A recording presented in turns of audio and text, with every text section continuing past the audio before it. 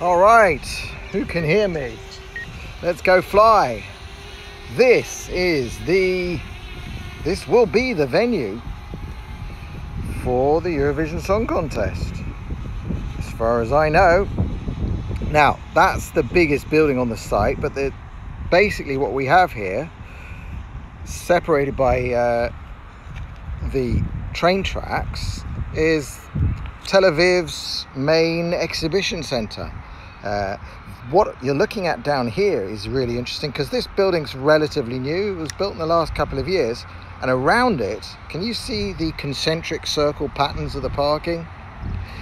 What used to be here is a drive-in cinema, if anybody remembers those. Let's just make it a bit brighter. Yeah, drive-in cinema used to be down there, and I think they just kept the arrangement of the parking. So there's all these like concentrically drawn parking spaces that used to point towards a screen, and of course that's the skyline of Tel Aviv behind. You can see, I'll get rid of that on my screen, you can see the big giant Ferris wheel, which is part of what's called here the Lunar Park, and it's a very, very small theme park without a theme, as far as I know. And this big building is where they're going to hold the Eurovision Song Contest. We'll give a little flight over it. I've checked the regulations. As far as I can tell, I'm largely okay to be flying here, especially on a day when it's not in use. And over there is the rest of the exhibition center. Here we hold lots of like, I think there's a big tourist exhibition going on there next week, tourist shows, you know, for the travel industry. And then we're going to swing around. So that's basically looking south. The big road down here is called the Ayalon, which is the main arterial highway that runs right through the center of Tel Aviv. So that's downtown Tel Aviv that we're looking towards now. As we swing around, up here on the hill is Tel Aviv University, and lots of new buildings going up for that. There are dormitories, and I think we'll swing around a little bit further. We'll get to the one with the big giant ball in the middle. That's I think that's like geography and earth sciences and earth studies, and the ball is some part of a natural cooling and heating system. I think in the summer they pump water through that, and it's part of a cooling system. It's like a giant radiator, and in the winter I think sun falls on it. Whatever, I'm not sure of the I've been to a couple of events in there. That's looking towards the north. Again, this is, like I say, the main highway. There's a railway that runs right next to the exhibition center, which is just down there, and that is the big giant venue. Now, there was a lot of controversy as to where we should hold the Eurovision Song Contest. Arguably it should have been in the capital, Jerusalem, and the last time we held it, which was 20 years ago after Dana International won in Manchester, we did hold it in Jerusalem. And in fact, the building in Jerusalem that we have there, the main sort of conferences center in Jerusalem, is called Binyanei HaUmah, and that was built to house the Eurovision Song Contest the very first time that Israel won it. And in fact, that was a Bunny B, a Bunny Bay, and then I think Hallelujah won it whilst hosted in Israel, and it was so expensive that the country said, no, we can't host it again.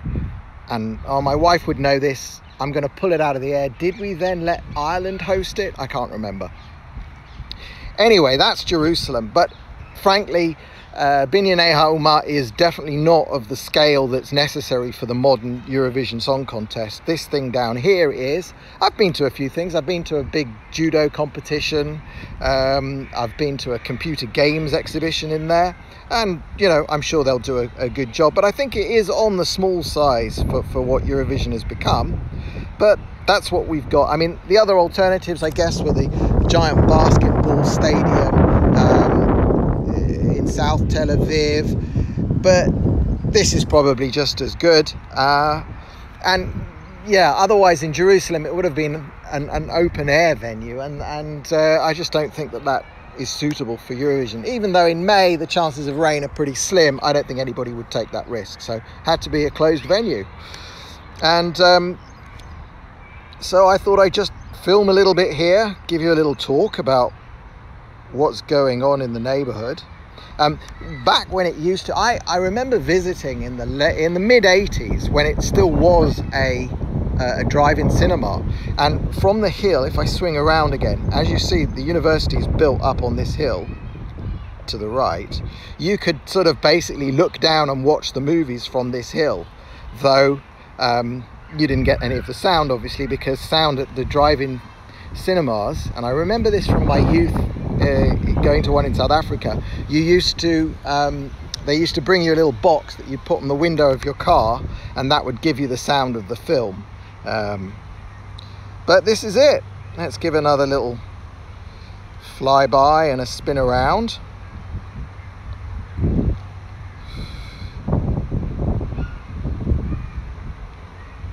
Unfortunately, for some reason, I wasn't able to go live on Facebook with a live stream. I don't know why. Maybe my privileges have been revoked there or something. So I've gone live on YouTube. This is me, Brian of London, if you don't know who I am. I'm brianoflondon.me is my website. Brian of London on Twitter. I'm an expat. I grew up in Britain, moved to Israel about 10 years ago. And we're all getting kind of excited about the Eurovision. I used to sort of poo-poo it and really not take it very seriously at all when I lived in England. It was a running joke. But I don't think outside of Israel you realise quite how big a deal of it is here. Because, you know, when it comes down to it, Israel's had some success at basketball. It's never really achieved much in the way of soccer, football. It has managed to make it to the World Cup finals once in Mexico, but, you know, the Eurovision Song Contest, whilst not a sporting competition, is actually just about one of the biggest international prizes that Israel's ever won. And not only won it multiple times. So last year's win by Netta singing Toy was an absolutely immense big deal. Now, the big controversy that we've had for this show is that we've been running the usual competition, you know, televised competition to find out who's going to represent us this year. And one of the leading contenders was a group of people with various disabilities who just sing and perform brilliantly. There's just no doubt that they're talented enough to be representing Israel, that's for sure. But the issue is that they are what's called Shomer Shabbat, which means they're religious, and it means that they follow the laws of Shabbat. And one of the controversies this time is that even though it's in Israel, we still have to, the organizers insist that there are going to be rehearsals on late Friday and all through the day on Saturday, leading up to the competition on Saturday night. So even though the competition is not going to sort of break Shabbat, as far as I can tell, the final, they'll be performing after the end of Shabbat. This group of religiously observant people, they don't want to be involved on a Friday night or during the day on Saturday in rehearsals, so they've kind of had to exclude themselves, which is a bit of a pity. But I believe they're going to be given a slot to perform in one of the semi-finals. So that's it. But then I think we're yet to choose who's representing us this year. That competition is still ongoing. Anyway, Time to bring it home. Battery's going to start beeping, and that is always horrible on a stream. So thanks very much for watching, and subscribe to my channel if you like this kind of thing and my political commentary. I did a good talk this morning which will go up on the YouTubes later. Bye bye for now.